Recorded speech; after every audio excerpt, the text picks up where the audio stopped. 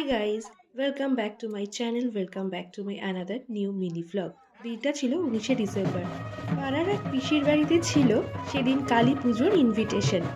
ইচ্ছা ছিল যে ঠাকুর আনতেও যাব, কিন্তু অফিস থেকে লেট করে ফেরায় আমি সেই সুযোগটা মিস করে যাই।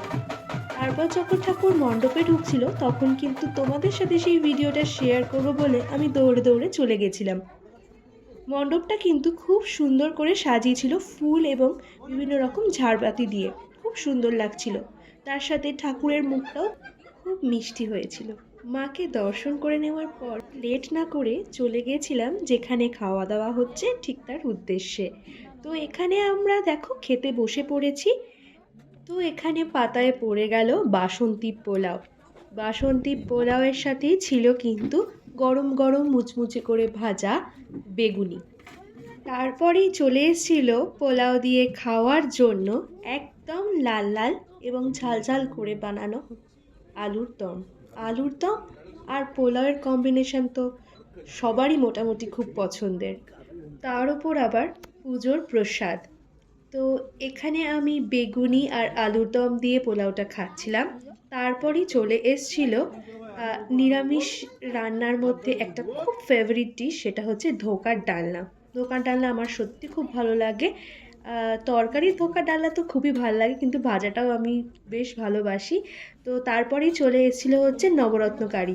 নবরত্ন কারিটা আমি সত্যিই বেশি নিতে পারলাম না, কারণ অলরেডি আমার পেট খুব ফুল হয়ে গেছিলো। তারপরেই চলে এসেছিলো চাটনি এবং পাঁপড়। আর তারপরে ছিল হচ্ছে রসগোল্লা। তো এখানে দেখো আমাদের মোটামুটি খাওয়া দাওয়া কমপ্লিট।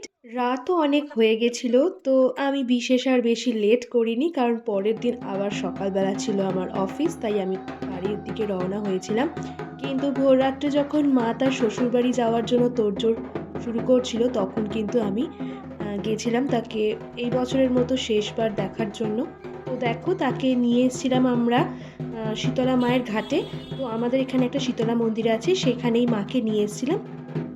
তো ঠান্ডাও প্রচুর ছিল, তার সাথে একটা মনটাও বেশ ভারাক্রান্ত ছিল যে এই তো সবে মা এলো কিছুক্ষণ আগে, এর মধ্যেই মায়ের যাওয়ার পালা হয়ে গেল। তো এখানে মোটামুটি সমস্ত রিচুয়ালস কমপ্লিট করে বাবাই মাকে কোলে করে নিয়ে ধ্যান মন্ত্র স্তব করতে করতে এগিয়ে গেল জলের দিকে। সঙ্গে ছিল উলুধ্বনি, শঙ্খধ্বনি, ঢাক, কাসর ইত্যাদির আওয়াজ।